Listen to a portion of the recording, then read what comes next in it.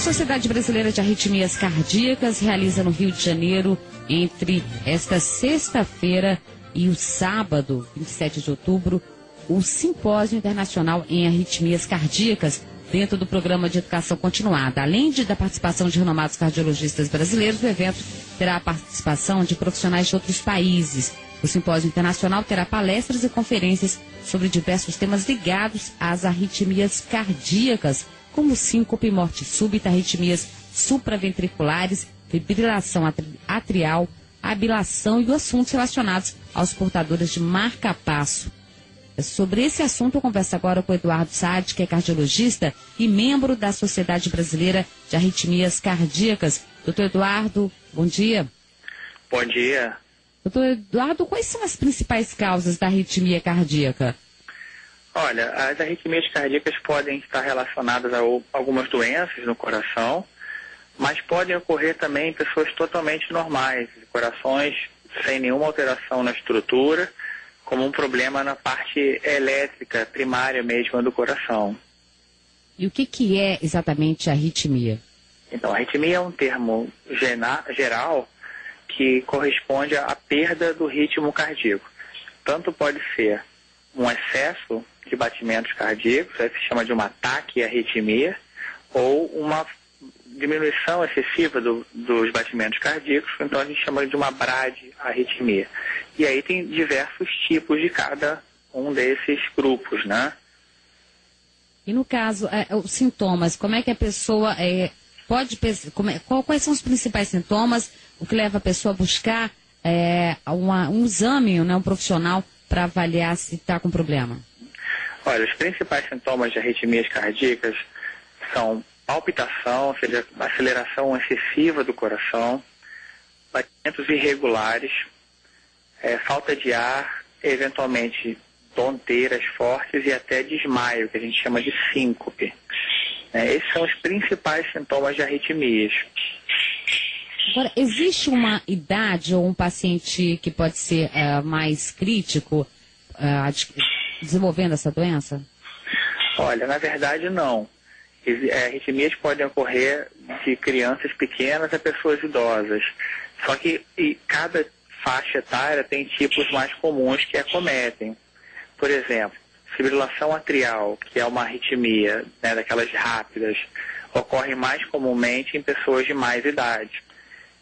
Já alguns outros tipos de arritmia que são meio que congênitos, a pessoa nasce com ela, começam mais na fase de adolescência ou mesmo em crianças. Mas pode acometer, então, qualquer faixa etária. Agora, elas, em alguns casos, podem ser assintomáticas, não apresentarem sintomas? Pode acontecer, é relativamente até comum. A pessoa vai fazer um check-up, vai fazer um exame para uma cirurgia, outra qualquer, e detecta uma arritmia de uma maneira totalmente assintomática. Isso depende do tipo de arritmia. O fato de não ter sintomas não quer dizer que ela não tenha sua importância. Por exemplo, no exemplo que eu dei da fibrilação atrial, mesmo que a pessoa não tenha sintoma nenhum, o que pode acontecer, o risco da arritmia, que é a formação de coágulos no coração e eventualmente esses coágulos se soltarem e causar um derrame cerebral, né, o AVC, pode ocorrer independente da pessoa ter sintomas ou não. Então, o fato de não ter sintomas é até ruim, porque pode significar um perigo silencioso. Agora, qual é a prevenção? Como prevenir doenças cardíacas, doutor? Olha, além dos hábitos saudáveis que todo mundo fala, né, de exercícios, dieta, estilos de qualidade de vida, para arritmias cardíacas que são adquiridas ao longo da vida, é muito importante tratar alguns fatores de risco. Por exemplo, hipertensão arterial é um dos maiores fatores de risco para desenvolvimento de arritmias. A apneia do sono, que é uma baixa de oxigenação durante a noite, né, também é um fator de risco. Obesidade, fumo, né, são outros fatores que propiciam, não são a causa isoladamente, mas propiciam o aparecimento de alguns tipos de arritmia cardíaca. Uma vez diagnosticada, como é feito o tratamento? Existem 3 maneiras de fazer tratamento de arritmia, fundamentalmente. Existem medicamentos para determinados tipos de arritmia. Para aquele que eu mencionei que podem formar coágulos, também medicamentos que afinam o sangue, anticoagulantes, são muito importantes nessa prevenção de AVCs. É uma maneira, medicamentos. A segunda maneira envolve o uso de dispositivos tipo marca-passos. Né? Podem ser para a pessoa tem batimentos muito lentos, sem indicar o uso de um marca-passo.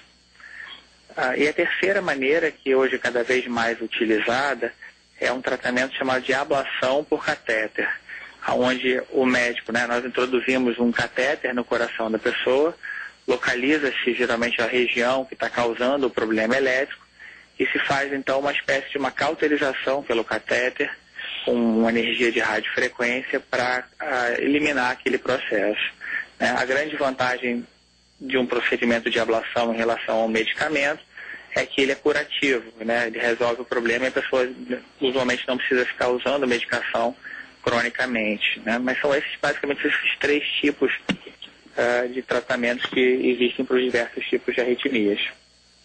Doutor, é verdade que pessoas que levantam peso são menos propensas a ter síndrome metabólica, que acaba sendo um fator de risco? Isso é verdade ou mito?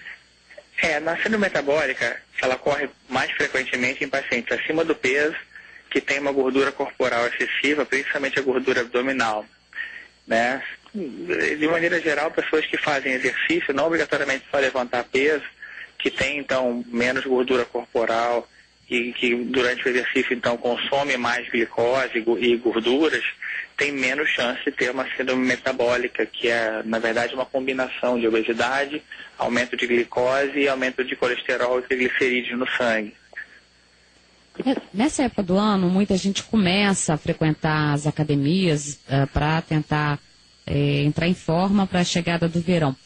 Normalmente, a maioria, eu acredito que todas as academias exigem um atestado médico que a pessoa esteja apta a praticar exercício. Mas esses atestados, eles obrigatoriamente têm que ser dados pelo cardiologista ou qualquer outra especialidade, outro especialista pode atestar aquela pessoa, aquele paciente, condições para fazer exercícios? Olha, eu acho fundamental que toda pessoa, antes de fazer exercício, principalmente se for exercícios físicos competitivos, tem que passar por uma avaliação médica. Não é necessário que seja obrigatoriamente com um cardiologista. Pode ser, por exemplo, um clínico geral. O cardiologista deve ser sempre acionado caso haja alguma anormalidade encontrada, né, no exame. Mas é muito importante porque os casos que ocorrem de morte súbita durante o esforço físico, em sua grande maioria acontecem em pessoas que têm alguma doença cardíaca, mas que não sabem que têm. E quando expostos à adrenalina do exercício, tem uma maior chance de ter uma arritmia maligna que causa a morte súbita, chamada de fibrilação ventricular, agora não atrial, sim ventricular, na parte de baixo do coração. Isso geralmente só ocorre em pessoas que já têm alguma doença no coração, mas que podem até não saber que tem. Então é fundamental, antes de fazer um programa de exercício, principalmente se esse programa de exercício for de forma competitiva, de alta intensidade, que a pessoa passe por um exame médico.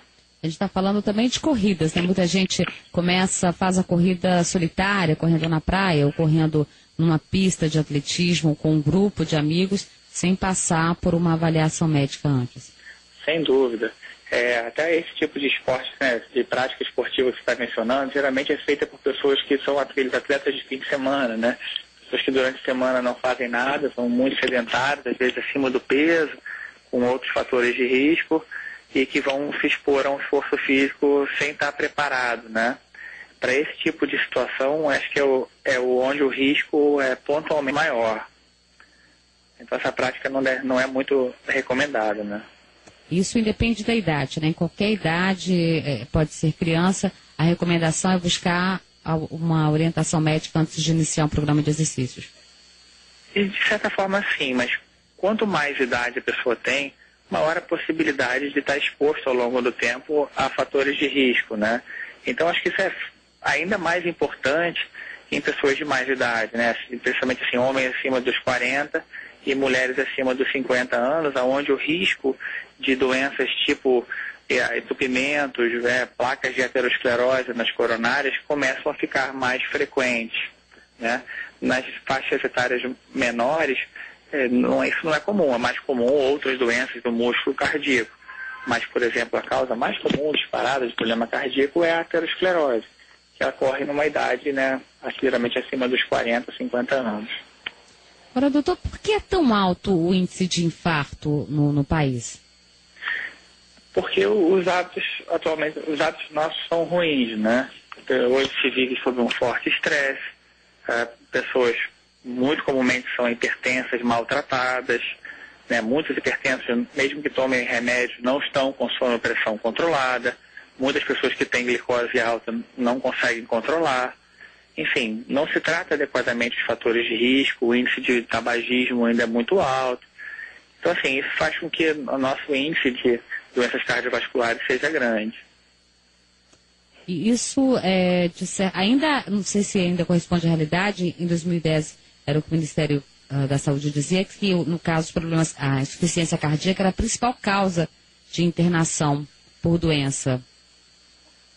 Eu acho que ainda é verdade.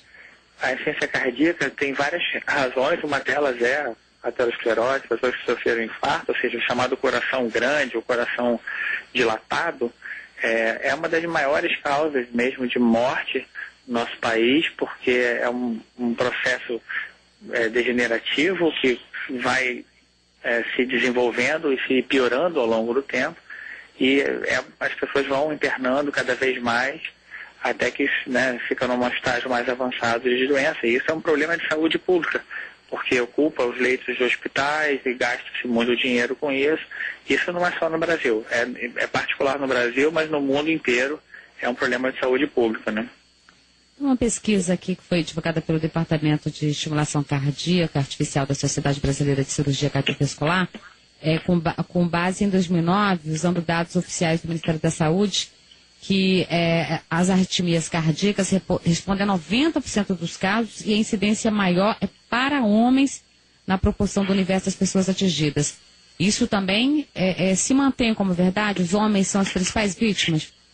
Eu acredito que sim, mas fundamentalmente porque os homens têm uma incidência de aterosclerose maior que as mulheres, né? Geralmente, os hormônios femininos, os estrogênios, dão um grau de proteção contra a aterosclerose coronariana, né? Por isso que as mulheres são, geralmente, quando têm aterosclerose, estão numa idade mais avançada do que nos homens. E, de uma outra forma, também, acho que as mulheres se cuidam um pouco melhor que os homens, têm menos sobrepeso, têm uma alimentação geralmente melhor, né? Então, acho que ainda é verdade, sim. E tem outro dado aqui da pesquisa divulgada pela Sociedade Brasileira, é que 1 em cada 10 mil jovens normais tem fibrilação atrial. Quer dizer, significa que é um grande número aí, 10 mil jovens normais. Isso é o quê? Seria por quê? Porque é uma doença silenciosa? Não se sabe bem o porquê. O que tem se observado é um aumento na incidência dessa arritmia chamada fibrilação atrial, que tradicionalmente ocorre em pessoas de mais idade, onde, né, principalmente chegando a 60, 70, 80 anos de idade, mas que atualmente se vem vendo com muito mais incidência em pessoas mais jovens. Isso não se sabe exatamente o porquê que está ocorrendo. A previsão é de que continue aumentando e deve ter a ver com o estilo de vida que se leva hoje. Muito estresse, pouco sono, má qualidade de alimentação, aquilo que eu falei, hipertensão, apneia do sono. Enfim, isso contribui para que se tenha mais comumente alguns tipos de patologias do que se via antigamente, em que pese que hoje se faz muito mais diagnóstico do que antigamente, se presta muito mais atenção, se faz mais check-up. Então, acho que tudo isso também contribui para que a gente observe um aumento na incidência de alguns fenômenos, né? Tá certo, doutor Eduardo Saad, muitíssimo obrigada pelos esclarecimentos. Um ótimo dia para o senhor. Muito obrigado, eu agradeço. Até logo. Eu conversei com o Eduardo Saad, que é cardiologista e membro da Sociedade Brasileira de Arritmias Cardíacas.